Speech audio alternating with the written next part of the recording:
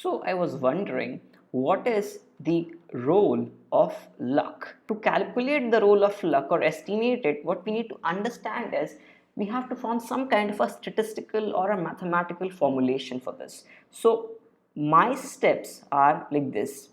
I would first identify that there has to be some kind of a distribution. Now this distribution will be the distribution from which people will be scoring. Now, how will you get this distribution? What is this distribution all about? You know that, let's say, people can score from 0 to 100. So 0 is the lower limit and 100 is the upper limit. And you know that numbers are drawn from this range. But from what kind of a probability distribution?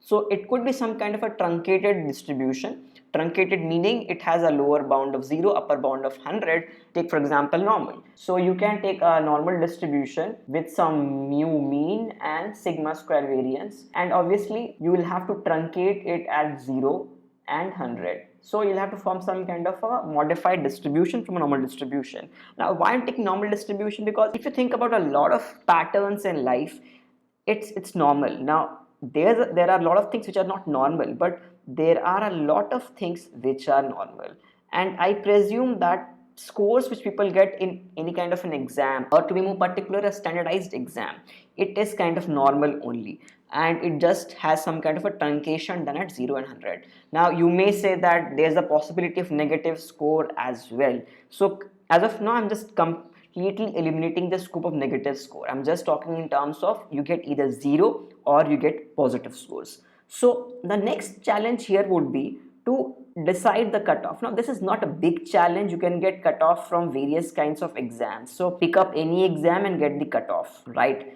And then you can just tell exogenously that what is the role of luck in your score. What is the luck percentage which you want in your score, or rather you don't want, basically you feel that this is the percentage of luck which you could have. People say that genius is 95% hard work and 5% luck, or something like 95% perspiration and 5% luck, something like this. If I just take 5% luck, how will this luck affect my outcome? Will I get selected or not? That depends on the cutoff as well. Now think about luck cutoff distribution, and I have to go from 0 to 100. So definitely, if you think about it, let's say your luck is 5%. Let's say 5% is the luck for the entire crowd, entire population. So the maximum percentage of score which I can attribute to luck is just 5%. So suppose someone is getting 100, so 5% of 100 is 5. So 5 is due to luck and 95 is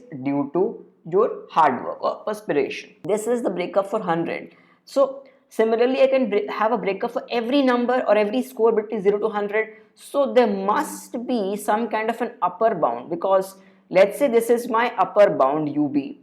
If you are above this score, even if I take away 5% of your score, you cannot fall below the cutoff. So let's say this is my cutoff, right, and this is my upper bound. So even if I take like 5% out of your score, you will not go behind this cutoff. So this is your upper bound. You are safe in this territory. No matter it's a bad day, good day for you. And there could similarly be a lower bound. I mean, lower bound is when people who have scored less than this, even if they had some kind of a good day, right? Let's say I add back some kind of a number to them. Even then they cannot just cut off, right? The 5% luck. So even if the luck goes their way, they cannot cross the cutoff. And for these guys, even if the luck goes against them, they will not go below the cutoff. This territory over here is the unsafe region. If you are scoring between the lower bound and upper bound, you are affected by luck. Bad day, you could not qualify the cutoff. Good day, you could qualify the cutoff. Now, the fourth thing obviously is this step, calculation of the lower bound and upper bound. Now this will give us an idea that how many people are actually able to ride away from luck and how many people are affected by their luck, right? So the fourth stage essentially will give us the estimation on the number of people who are affected by luck, and this will always be done in conjunction with the assumptions of distribution. because without distribution you cannot calculate the probability of people or proportion of people who will lie in this range from lower bound to upper bound. Now you might have a lot of questions on this methodology, or you might have some suggestions, and you might have better assumptions to calculate or impute the role of luck in any kind of standardized exam. Now you can think of this mathematical framework as a framework to understand the role of luck in a standardized exam. Now obviously if you add more mathematical complexity, if you add more rigor into it, you can do this kind of analysis for various kinds of outcomes which could be dependent on luck. If you found this video useful, do give it a like and don't forget to subscribe if you're new.